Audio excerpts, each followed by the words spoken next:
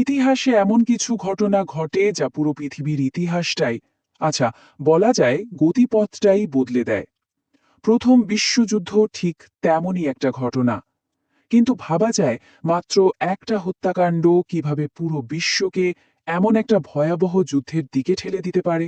আজকের এই পর্বে আমরা ঠিক এই প্রশ্নটারই উত্তর খোঁজার চেষ্টা করব।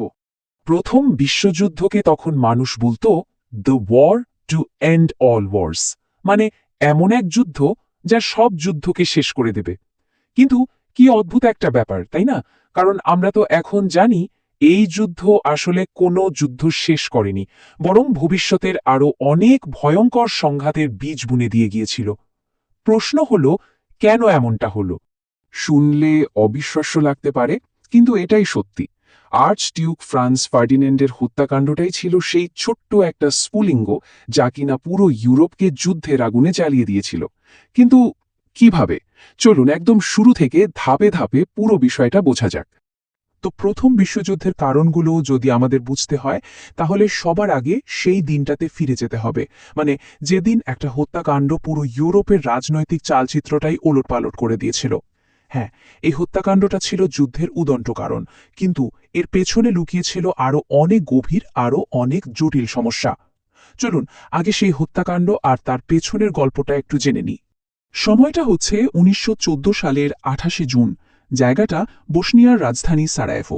শহরে তখন একটা চাপা উত্তেজনা, কারণ অস্ট্রিয়া হাঙ্গেরির আর্চডিউক ফ্রান্স ফার্ডিন্যান্ড আর তার স্ত্রী সোফি সেখানে এসেছেন। সকাল ১০টা বেজে ১০। হঠাৎ করেই তাদের গাড়ির ওপর একটা বোমা হামলা হলো, কিন্তু তারা অল্পের জন্য বেঁচে গেলেন। কিন্তু এর পর যা ঘটল সেটাকে সিনেমার গল্প বললেও কম বলা হয়। দেখুন, নিরাপত্তার জন্য ঠিক হয়েছিল গাড়িটা অন্য রাস্তা দিয়ে যাবে, কিন্তু চালক ভুল করে ফেলল। সে আগের রাস্তাতেই গাড়িটা নিয়ে গেল। আর কি আশ্চর্য ব্যাপার, ঠিক সেই মোড়ে দাঁড়িয়েছিল ১৯ বছরের এক সার্ব জাতীয়তাবাদী গ্যাভরিলো প্রিন্সেপ। ভাগ্য যেন তাকে আরেকটা সুযোগ এনে দিল। গাড়িটা তার সামনে থামার সাথে সাথেই প্রিন্সেপ একদম কাছ থেকে গুলি করে আর্চডিউক আর তার স্ত্রীকে হত্যা করে। ভাবুন একবার, মাত্র একটা ভুল মোড়, আর তাতেই কিনা পুরো বিশ্বের ইতিহাসটাই বদলে গেল। এখন প্রশ্ন হলো, এই হত্যাকাণ্ডটা কেন হলো? এর মূলে ছিল এক গভীর রাজনৈতিক সংঘাত। ব্যাপারটা একটু বুঝুন। বসনিয়া তখন ছিল বিশাল অস্ট্রিয়া হাঙ্গেরি সাম্রাজ্যের অধীনে, যেখানে অনেক রকম জাতিগোষ্ঠীর বাস। আর অন্যদিকে ছিল সার্বিয়া। তারা নিজেদেরকে বসনিয়া সহ সমস্ত স্লাভ জাতির রক্ষাকর্তা ভাবত, আর চাইত বসনিয়াকে নিজেদের দেশের অংশ করে নিতে। তো সংঘাতটা ছিল অবধারিত। আর এই পুরো হত্যাকাণ্ডের পরিকল্পনার পেছনে ছিল একটা গুপ্ত সংগঠন। নামটা বেশ নাটকীয়, ব্ল্যাক হ্যান্ড। এরা ছিল সার্বিয়ার জাতীয়তাবাদী একটা গ্রুপ। তাদের একটাই লক্ষ্য ছিল অস্ট্রিয়া হাঙ্গেরির শাসন থেকে বসনিয়াকে মুক্ত করতে হবে এবং সব দক্ষিণ স্লাভদের এক করে একটা গ্রেট সার্বিয়া তৈরি করতে হবে। এখন দেখুন, আর্চডিউক ফ্রান্স ফার্ডিন্যান্ডের হত্যাকাণ্ডটা কিন্তু অস্ট্রিয়া হাঙ্গেরি আর সার্বিয়ার একটা নিজেদের ভেতরের ব্যাপার হয়েই থাকতে পারত, কিন্তু তা হয়নি। কেন? কারণ সেই সময়ের ইউরোপ একটা জটিল জোটের ফাঁদে আটকে ছিল, আর এই জোটগুলোই ছোট্ট একটা স্ফুলিঙ্গকে বিশ্বযুদ্ধের মতো বিশাল আগুনে পরিণত করেছিল। চলুন দেখা যাক এই জোটের ফাঁদটা আসলে ঠিক কেমন ছিল। তো সেই সময়ে ইউরোপে মূলত দুটো দল বা দুটো শিবির ছিল। একদিকে সেন্ট্রাল পাওয়ার্স, মানে জার্মানি আর অস্ট্রিয়া হাঙ্গেরি, আর অন্যদিকে ছিল অ্যালাইড পাওয়ার্স বা মিত্র শক্তি, যাদের মধ্যে ছিল France, Russia are great Britain. এদের মধ্যে চুক্তিটা ছিল খুব সহজ: আমার বন্ধুকে কেউ মারলে আমি তাকে বাঁচাতে এগিয়ে আসব। আর এটাই ছিল সেই ভয়ঙ্কর ফাঁদটা যা পুরো মহাদেশকে যুদ্ধের মুখে ঠেলে দিয়েছিল। সার্বিয়ার বিরুদ্ধে একটা বড়সড় ব্যবস্থা নেওয়ার আগে অস্ট্রিয়া হাঙ্গেরি তাদের সবচেয়ে বড় বন্ধু জার্মানির কাছে গেল সমর্থনের জন্য। আর জার্মানি কি করল? তারা একটা ব্ল্যাঙ্ক চেক দিয়ে দিল। এর মানেটা খুব সোজা: অস্ট্রিয়া হাঙ্গেরি যা খুশি করতে পারে সার্বিয়ার বিরুদ্ধে, জার্মানি চোখ বুজে তাদের সমর্থন দিয়ে যাবে, কোনো প্রশ্ন করা হবে না। কিন্তু প্রশ্ন হলো, জার্মানি কেন এমন একটা খতরনাক প্রতিশ্রুতি দিল? এর পেছনে আসলে বেশ কিছু ঠান্ডা মাথার হিসাব ছিল। ১ নম্বর কারণ, অস্ট্রিয়া হাঙ্গেরি ছিল জার্মানির একমাত্র ভরসার বন্ধু, যাকে তারা কোনো মতেই হারাতে চাইত না। আরেকটা বড় কারণ ছিল রাশিয়াকে নিয়ে ভয়। জার্মানি দেখছিল যে রাশিয়ার সামরিক শক্তি দিন দিন বাড়ছে। তাদের মনে হয়েছিল রাশিয়াকে যদি আটকাতে হয় তবে এখনই সেরা সময়। আর সবশেষে জার্মানির অনেক নেতাই মনে করতেন যে একটা বড় যুদ্ধ তো হবেই, এটা শুধু সময়ের অপেক্ষা। তাই দেরি না করে যখন নিজেদের সুবিধা তখনই যুদ্ধটা শুরু করে দেওয়া ভালো। জার্মানির কাছ থেকে এই ব্ল্যাঙ্ক চেক পাওয়ার পর অস্ট্রিয়া হাঙ্গেরিতেও বলতে গেলে আকাশ থেকে চাঁদ পেয়ে গেল। তারা ঠিক করল এবার সার্বিয়ার বিরুদ্ধে চূড়ান্ত ব্যবস্থা নিতেই হবে। আর এরপর থেকেই শুরু হলো সেই ঘটনাগুলোর স্রোত, যা মাত্র কয়েক সপ্তাহের মধ্যে পুরো ইউরোপকে একটা ভয়ঙ্কর যুদ্ধের মধ্যে টেনে নিয়ে গেল। সময়টা 23 জুলাই 1914। অস্ট্রিয়া হাঙ্গেরি সার্বিয়াকে 10টা শর্ত দিয়ে একটা চরমপত্র পাঠালো। আর এই শর্তগুলো এমনভাবে তৈরি করা হয়েছিল যা মেনে নেওয়া সার্বিয়ার পক্ষে প্রায় অসম্ভব ছিল। আসলে উদ্দেশ্যটাই ছিল সেটা।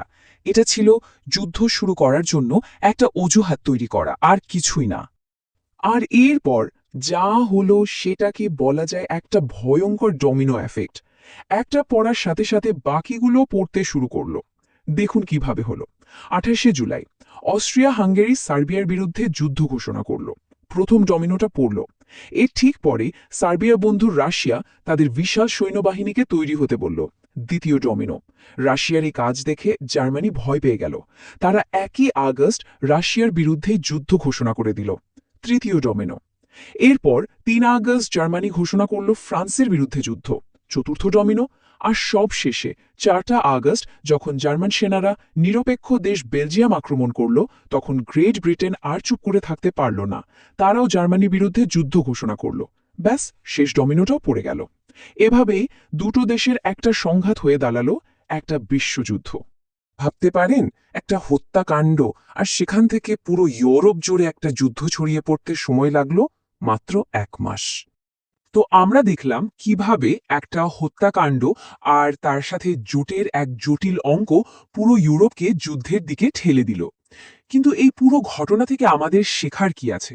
প্রথম বিশ্বযুদ্ধের পেছনে আসল কারণগুলো ঠিক কি ছিল, যা হয়তো আজকের দিনও প্রাসঙ্গিক? চলুন সংক্ষেপে মূল বিষয়গুলো একবার ঝালিয়ে নেওয়া যাক। সবচেয়ে বড় যে কথাটা মনে রাখতে হবে সেটা হলো, ফ্রান্স ফার্ডিনান্ডের হত্যাকাণ্ডটা ছিল স্রেফ একটা দেশলাই কাঠি। আসল জিনিসটা ছিল বারুদে ঠসা একটা বাক্স, যেটা আগে থেকেই প্রস্তুত ছিল। ওই হত্যাকাণ্ডটা শুধু আগুনটা ধরিয়ে দিয়েছিল। আসল সমস্যাটা ছিল আরও অনেক গভীরে। তাহলে প্রশ্ন হলো, এই বারুদে ঠাসা বাক্সটা কি ছিল? আসলে এর মধ্যে কয়েকটা জিনিস ছিল। একটা হলো ইউরোপের দেশগুলোর মধ্যেকার ওই সব সামরিক জোট, যা ছোট একটা সমস্যাকেও বড় করে তোলার জন্য যথেষ্ট ছিল। এরপর ছিল উগ্র জাতীয়তাবাদ আর বিভিন্ন জাতিগোষ্ঠীর মধ্যে বিভেদ, যা দেশগুলোর মধ্যে শুধু ঘৃণা আর অবিশ্বাস বাড়িয়েছিল। আর সবশেষে ছিল সেই সময়ের বড় বড় শক্তিগুলোর নিজেদের সাম্রাজ্য বাড়ানোর এক ভয়ঙ্কর প্রতিযোগিতা। এই 3টে জিনিস মিলেই ইউরোপকে একেবারে যুদ্ধের দোরগোড়ায় এনে দাঁড় করিয়েছিল। বলা হয় যে আমরা ইতিহাস থেকে শিখি, কিন্তু 1914 সালের ওই ঘটনাগুলো আজকের পৃথিবীর জন্য কিন্তু একটা বড়সড় সতর্ক বার্তা। কারণ আজকের দিনেও আমরা জোট দেখতে পাই, উগ্র জাতীয়তাবাদ দেখতে পাই, আর ভূরাজনৈতিক উত্তেজনা তো আছেই। তাই প্রশ্নটা থেকেই যায়, আমরা কি সত্যি ইতিহাস থেকে কিছু শিখেছি, নাকি আজকের পৃথিবীতেও ছোট্ট একটা স্ফুলিঙ্গ ঠিক সেই রকমই একটা ভয়ঙ্কর আগুন জ্বালিয়ে দেওয়ার ক্ষমতা রাখে? এই উত্তরটা বোধহয় আমাদের সবাইকেই ভাবতে হবে।